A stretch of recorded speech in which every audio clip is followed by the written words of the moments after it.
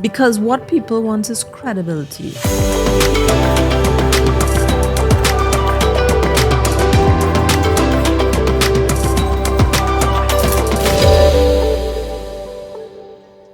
Welcome to another episode of Media Insights, Data Insights on the Go, where we discuss and share brand stories, conversations, as well as talking to new entrepreneurs and our clients. I am Joel Moniquette, Sales and Marketing Manager at Media Insights. And my name is Jolene John, Marketing Coordinator at Media Insights. Today we have some exciting news where we have Lisa Giuseppi, Regional Marketing Manager and owner and founder of BellaBaci. Welcome, Lisa. Thank you very much. Thank you. I'm very honored to be here.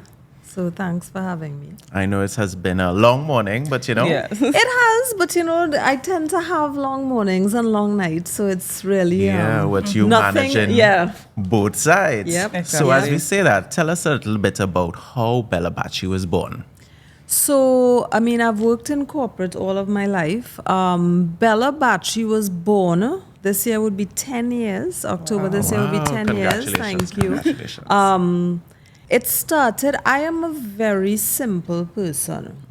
And for me, shopping in Trinidad is also expensive because at the end of the day, I am not that dress up all the time, that kind of thing. So the kind of money. And one day I used to travel to the States a lot, right? Right. And of course you shop in the States. And one day I'm standing up in this huge department store and I'm looking at the price of clothing and I'm going, We don't have that. we don't have that. And I wanted to have that. I wanted the woman who was like me, that wanted to look nice, but didn't want to spend a ton of money, that they're able to do that. Because at the end of the day, as women, we shop all the time. Yeah. And in this age of social media, especially, you can't wear the same outfit twice, right? So if I'm constantly buying clothes, it should be affordable to me, not cheap. Yeah. But affordable, and that's how BellaBaci was born. I go and buy some of these clothes and sell it, yes? And that's how it evolved. So that's pretty much the story. Yeah, but being in this retail environment, especially with clothing, a lot of persons sell clothing out there. What are the unique challenges you face in terms of that, navigating that area? So I don't know if it is...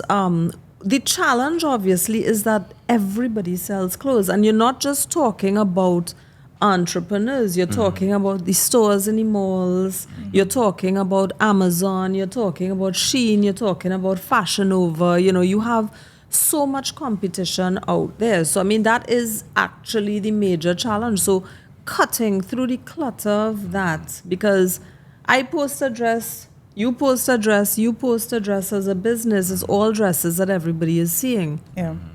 For me, where I cut through the clutter, where I differentiate myself, because at the end of the day, clothes are clothes are clothes. Let's be honest, right? Yeah. And I say this all the time, there's nothing special about my clothes. I'm not a designer. I'm not designing this one-in-a-lifetime piece. It's clothes that I'm buying and reselling. Yeah. Where I place my focus in my business is not on the product. It's on the customer service that I provide. It's on the experience that people get.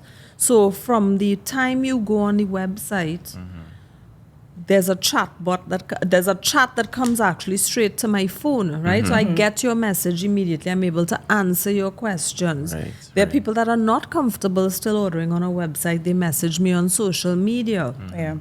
I don't force them to go to the website. I will do the transaction right there and put it through for them, So it's really about the type of customer service. My delivery drivers are out of this world when it comes to service. It's a company called On Time Chauffeurs. Right. And I get compliments on my delivery service all the time.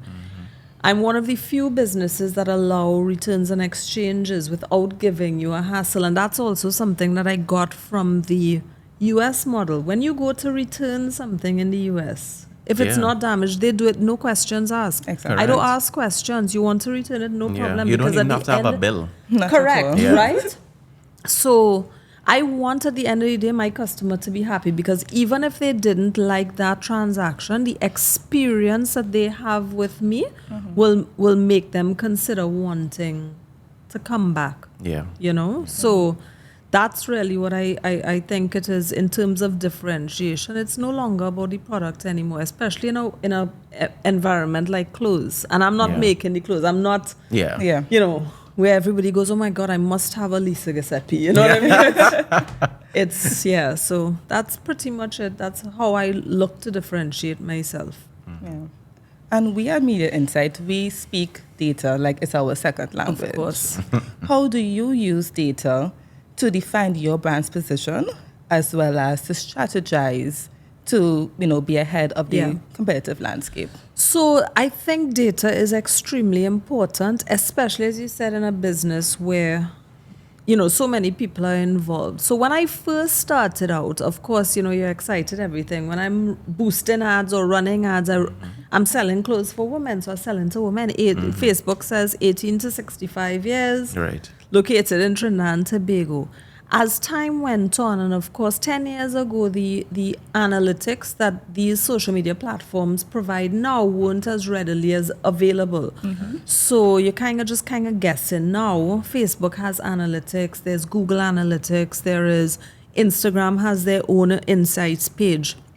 And as I refine the brand over the years, I realized that my customer is not 18 to 65. That is not to say an 18-year-old won't buy from me or a 65-year-old won't buy from me. But in looking at my analytics, I realized that my customer is 25 years old to 45 years old. Located in Trinidad and Tobago, but I can even drill down into what areas of Trinidad and Tobago Yeah. that they are located. So I think it's really important, because when you're a small business and you have a limited budget, you really need to zero in on that target audience, because you get more marketing effectiveness from it. Because as opposed to spending $50 to reach 400,000 people, I spend $50 to reach 150,000 people, but those 150,000 are the ones who are interested. They're looking at the page, they're following me, they're Correct. doing Correct. all of those things. So the reality is that it is extremely, extremely important. And as much as I look at data, I could look at my Google Analytics right now on my phone, and I could tell you how many people on the website, what page they're looking at, what they're interested in. And even as much as I use analytics, I still don't think that I use it. I don't capitalize on everything that is possible. And the reality is because it's a one-man show, right? I can't do everything. Correct. But if I could dig into the real, the real meat of it, I mean, I think it's invaluable information that you get. Because you could go deeper in terms of knowing your target markets. When you go into the analytics, you could actually see who is buying a pants, who's buying a top, things like Correct. that. That will also help you in your buying strategy. Correct, exactly. So it really, my buying strategy has come about from just seeing just over 10 years, So, my year one, I was buying all the sexy, all the, because I think that's what people want to buy, all your back out and you're looking sexy. But as the years have gone, I realize, and as I age as well, right? But I realize, and it's funny, I have a little story. One of the girls I work with, she's the receptionist at Unicom, a beautiful human being. Her name is Nicole. And Nicole said to me one day, I came and she said, Lisa, I love your clothes, right? But you don't sell anything with sleeves. And literally, it was like a light bulb. I went, what? And I picked up my phone and I went, but my God, it's true. Yeah. Because I was buying thin straps and, off the shoulders and all of these things. And just comments like that I've gotten from customers, from friends, from family, etc. I've changed the way that I buy as well, and I've seen it work. So even that in itself is data, so to speak. Even though it's not formalized data, it's not written down anywhere. I mean, the flip side of that, while I had people impacts me in that way in terms of how I buy. It also impacted me on what I don't buy as well. So I had, of course, you're trying to please everybody again because you don't have data. And I had one or two customers message me to say, you don't carry plus sizes, you don't carry 2XL, and you don't carry 3XL. So eager beaver, your girl went out and bought 2XL, 3XL, all of these sizes, and nobody bought them. It's sat down there. Some is still sitting down there, right? If I'm to be honest, right? I know I'm not going to sell it. I will write it off as a loss, but in looking back, you can't please every single target market, and that's why the data helps you hone in on who your target market is, because then you're not wasting time, money, budget, anything like that. You know what I mean? Yeah. So, well, as BellaBaci continues to grow with 15.8 followers on Instagram and 23,000 on Facebook. and 20,000 on Facebook. She knows how to do Yeah, tricks. of course. How do you utilize social listening services like what we offer at Media Insights? So I think right now it is more native social media listening that I will look at, and it comes back to the data, the Facebook insights and whatever. As much as I've been in the business for 10 years, there's a lot that I have to do. I mean, we were chatting before. I mean, it's been me alone, right? Yeah. So I think it's very native right now. Ultimately, I would like to have that well-oiled machine where I am using proper social listening techniques as opposed to, I mean, I use the at mentions, to look and see what people are saying, what people are reviewing, if it's good or bad reviews.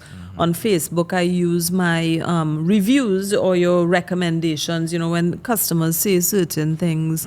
But it's not a formalized situation. I mean, I have a friend who also works at Unicommerce, but she also works with me with BellaBaci on the side. So she is she handles the regional digital portfolio at Unicommerce. Her name is Risa. And she sits down and she works with me. And she's the reason a lot of times that I've gotten into the data and I've set up my Google Analytics and I've done all that because she has expressed the importance of doing those things to be able to get what you need to get out of it. So I would say that it's very amateur for me. Right now, it's very native. I'm not using it. It's not every day I'm not going to check it or that kind of thing. But I think as the business evolves, all of those things will tend to evolve. But it is very important because you need to know what people are saying out there. And again, in something like clothes, it's not just the other small business who is selling clothes. It is the Amazons. It is the Jabel and West Mall. It is the, whoever it is. Yeah. So that's, I mean, as I said, I don't really use it in a formal capacity, but I do some, and I think it's good for entrepreneurs to know that this is something that you should be involved in, because not just knowing that, you could go on Facebook and check your analytics and stuff, but investing in certain things like the Google ads, making sure that it's running and making sure that you reach your target market. Correct. But just a little more in terms of persons might say that, you have the best of both worlds. You're regional marketing manager at Unicommerce, and then you have your own business. But there must be a differentiation in terms of how you market to that set of clients and how you market to yours. So yes, I mean, obviously, the budget at Unicommerce is going to be different. completely different to BellaBaci. I think that I work, however, I do think for a very progressive company. It is one of, a lot of times you hear people complain about the fact that they have to beg their superiors or their management or their board to get more involved in the digital, to understand analytics and that kind of thing. And I cannot say that for my company at all. Right. My boss, my team, they are constantly looking at how to improve and stay on top of the trends and what is happening and, AI and all of these types of things, investigating AI. So And I try to mirror that in BellaBaci Yeah. as well, right? Because at the end of the day, in this extremely quickly evolving world, especially when it comes to media, I mean, back in the day, they told you, okay, you post pictures. Then they told you you had to post video, right? But the video was this way. Yeah. Yeah. And then all of a sudden, the video became that way. And do you all know? And then you had to do all these videos and you had to put your face out there. And then all of a sudden, Yeah. they're going back to this video now, which I just found out. And TikTok you're is going to giving me- pictures. Yeah. Wow. And I'm That's going, your field. It's constantly I am changing. going, my God, how Yeah. does anybody keep up? But if you're not up with the trends, Yeah. then you don't understand what is the Correct. best messaging platform. You know, a lot of people are accustomed to people sending them stuff on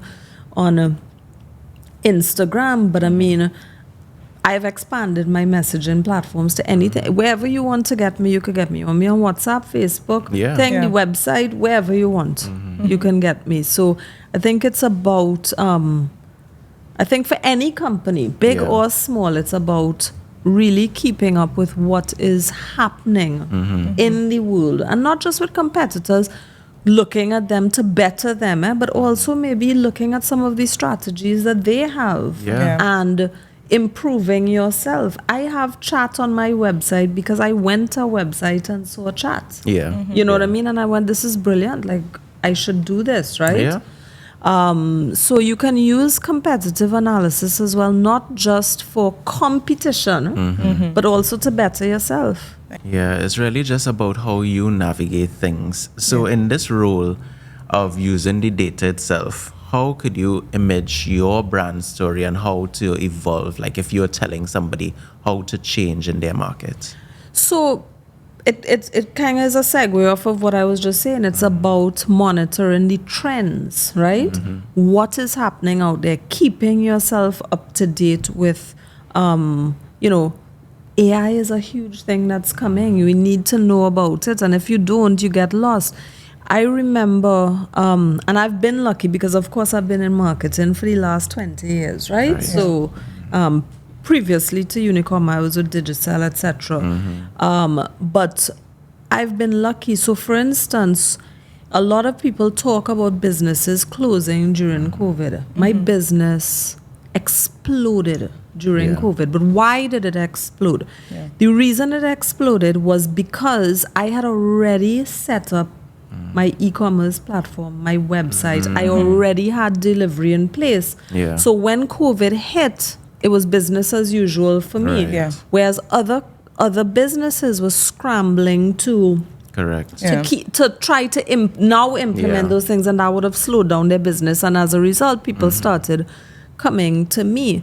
But that is simply because I know websites is where the world is going, because Yeah. you keep up with trends, etc. And I implemented it even before I knew how important a website Yeah. would be. So simple things like that, if you understand the environment that you're working in, then you kind of will be ready. And sometimes you may be ready before your time, and you may Yeah. not see it working immediately, because I didn't have any great amount of sales on my website to say, Right. that I Yeah. was, but the minute COVID hit, Yeah. it then changed the game for me, because now Correct. people were looking for somewhere that it was easy and it was not hassle to do these Yeah. things, you know? But you're also building your own platform. Like, Karen Rose, I always listen to him, and he said, Facebook and Instagram, those are borrowed platforms. We just use them to do these things. But at some point, someday, you never know when they could crash and just pull back everything. But your Exactly. website is there. You can always have that. Even if it crashes, everything is held on the server. You just put it over to the next one. Yeah. So those are the things you have to invest in. Yeah. Have that e-commerce system and give people the accessibility. Yeah. But I think one thing that we have to understand, even within those things, and it's one thing that I learned when I first launched the website, it was, I launched it with credit card. You pay by credit card, because that's what I Right. know. When I go on a Yeah. website, Yeah. I pay with a credit card. And I got 3 orders for the month. And I couldn't figure out what was going on, because I was like, well, people keep messaging about the clothes. And then I got the option to launch cash on delivery. Right. Right. And it went berserk, Yeah. right? Yeah. because there are people still within Trinidad and Tobago that do not trust e-commerce websites or don't have a credit card, right? And we live in this bubble, I think, where we think, well, we are accustomed going on Amazon and shopping and having it delivered, and it's very simple and easy to do. But that also comes back to understanding your customer. Not everybody is comfortable with ordering on a website. So I would have lost people. People would message me. I'd be like, yeah, you could go to the website and order it. And that's the last time I would hear from them. Whereas now, if a customer messages me, I'll say, no problem, I'll put through the order for you, because it's also about making that customer. Right. So I think, yes, the world is moving towards that, but we can't isolate the customer that is not theirs yet. Yeah. But right? is that, let me just go back to that point, is that still a little bit risky, where they're going to pay cash on delivery if they cancel when you put everything together? Yes, it happens. But the reality of it is it's risky in any business that you have, for anything that you do, right? The percentage of customers who will cancel on me before they get the item versus the percentage I will lose if I don't do it is chalk and cheese. Right. Because I know that there was a discussion about that recently, and I vehemently disagree with it. Being in this space, again, to me, that is living to some extent in a bubble and not understanding that 90% of my customers do not pay by credit card. 90% of them. 90% of them do not know how to... Sorry, let me not say that. 90% of them do not want to use the website. People like to talk to people too. They love to talk to people. So they could go on the website if they want. I have customers who've ordered from me on the website before. And as they get familiar with me, they'll message me, Lise, hon, could you just put through this order for me? I'll be like, all right, cool. What about even more old school, where the person want to try on the outfit? Right. Well, I don't have that option. I don't have that. I used to do that when, of course, I was suitcase trading. It was in my trunk. Anybody who called me, I was like, I'll drive to Rio Claro to meet you if you want, right? But that to me is a dangerous thing. One, just in general, meeting people that you don't know. But also, that to me is where people have to get out of that sort of thing. If you want to try on, no problem. Again, that's why I have a comprehensive return and exchange. So I say to my customers, no, I don't have try-ons, because my delivery company is not going to wait for you to try on, and I'm not going to send 2 sizes for you and all of these things. But if you don't like it, no problem. I'll take it back. Okay. Well, that's a great policy in terms of, like, you're not just telling them, well, you already paid for it. But I vehemently disagree with the thought that businesses should not offer cash on delivery. I vehemently disagree with it, because I know my business, and 10 years into the business, I still know that many of my customers do not pay by credit card on the website. Correct. They pay on delivery. I have a small business, and it's the same thing. I do cash on delivery, and you have to. They are fine with that. You have to. And yes, you'll have customers, they call you 3-4 times, they don't answer, they're not at the location, whatever. And yes, you lose some money because of it. But the truth is, what do you lose? The delivery fee, because you're not losing the item. You're getting back the item to sell to somebody else. Okay. And it's frustrating sometimes, but okay. It's the cost of doing business, So let's chat about marketing for a bit. What are your thoughts on influencer marketing? Have you used it for your personal brand? Okay, so we could talk for the next hour about influencer marketing as far as I'm concerned, right? I think that influencer marketing, there's a couple of things. One, I think that it does have its place, right? I think there are people out there with influence, and I think there are people who can advocate for your brand. The first thing is, I think we need to understand the difference between influencers and content creators, right? Influencers are people that people will go and look, Joel is drinking that, I'm going to buy it. That's an influence. I've influenced you to buy it, right? Content creators are people who say, come with me, get ready with me as I try on this outfit, or unbox with me or whatever. I don't see those people are not influencers, or they may showcase the value of a product or service or whatever, but that's content you're creating, which is great, right? Yeah. I've used influencers before, and the problem with influencers, I think, as well, is that, and it may be is how do they represent you? Do they really represent your brand? Yeah. Is that really the target market, the target audience who you're in? Because one of my biggest pet peeves is everybody goes for the same influencer and the popular influencer, and they no longer become credible. There has to be a credibility to the influencing that you do. Yeah, it's not even aligned to your brand. It's not aligned to your brand, and I could actually call brands that I know have done launches and they've invited in popular people, and I go, but nobody's buying that because they have it. Nothing is wrong. They're great in their own right, but they're not properly aligned to the brand. Correct. But also, I think that we have to also get out of this mindset that the person with 50,000 followers is your ideal person to promote your brand. There are many micro influencers out there with a lot of reach, correct, who align with your brand, and they may only have 5,000 followers. Why are we not using them? No, we go to the same people all the time, and the truth is, sometimes you see those people now and they go, okay, somebody paid them to do that. They're not really interested in this product, so it loses its credibility. And I've seen most of my growth in terms of influencer using myself. Because what people want is credibility. Right. They want a face to brand. They want somebody who really believes in the brand, and nobody believes in their brand better than the owner. Exactly. Now, it doesn't mean that I will use myself from now till time immemorial, right? But as you build the brand, you have to build that credibility, that trust. They put a face to the name, and that kind of thing, and then you can do things. I've used other people, so. One of the things that I tell my I have a content video team, right? One of the things that I tell them is that I don't want this. Yes, I'm BellaBaci, and yes, I sell clothes. I don't want all my videos to be about clothes. Yeah. Because people are going to get bored of that. You know, I'm standing up and I go in, hi, hello, hi, look how pretty I am, right?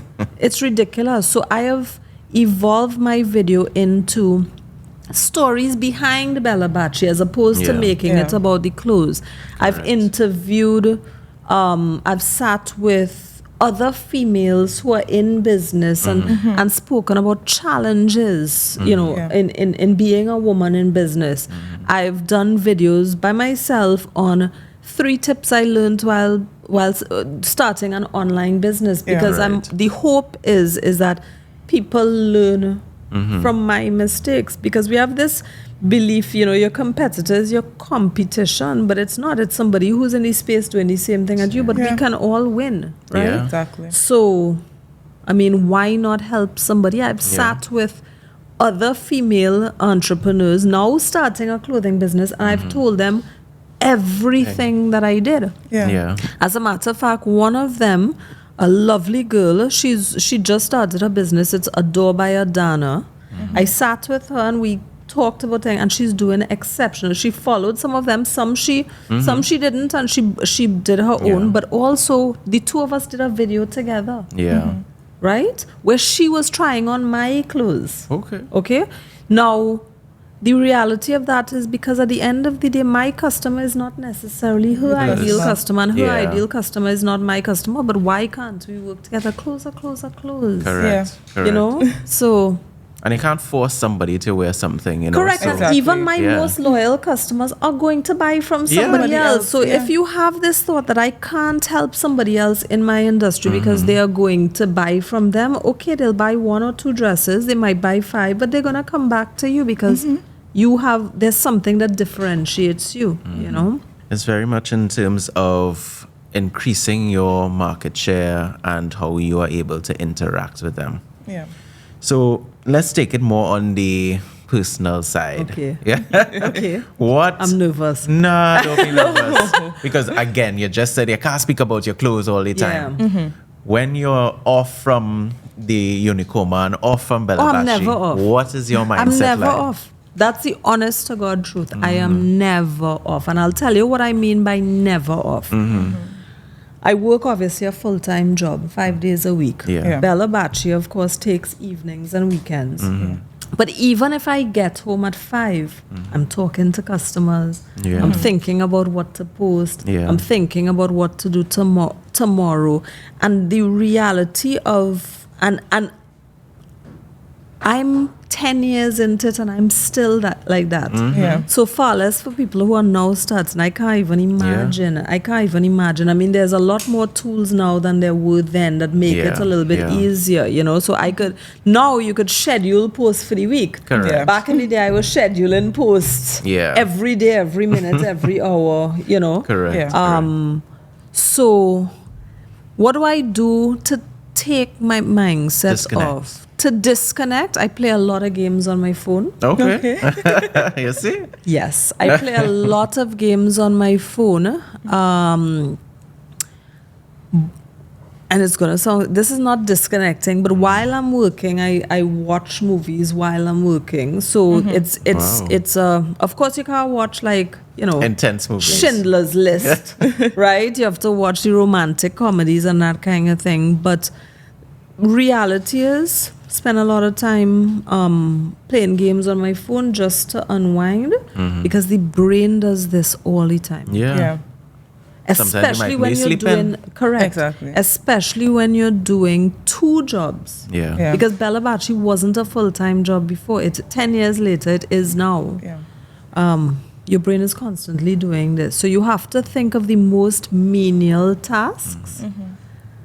So whether it's playing this, you know, I play a foolish game on my phone where you have to put things, products like Coke and Sprite and thing in the same line. I mean, something as very nothing because I don't want to think about that, you know. Yeah, So I try to exercise. It's not always successful, but I try to exercise just from a We all timing do. and We all do. tiredness and, you know, so I can't say that there's one thing that I do, but whatever it is one of those things that take no brain power.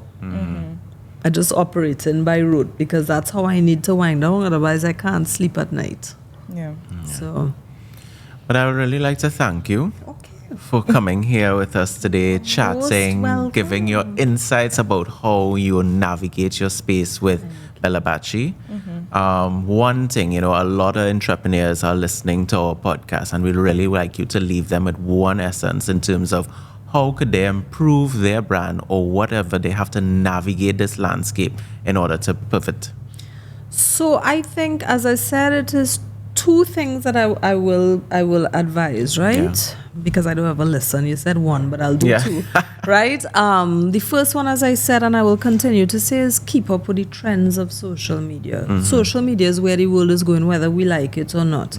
People are not picking up the papers to read the news; they're getting their news online. And I don't mean by the online newspaper, but just simply that little snippet that a news agency might post or whatever. You know, we're not even reading the whole article anymore. We're reading the headline and getting incensed. Yeah. But the reality is that is where the world is going.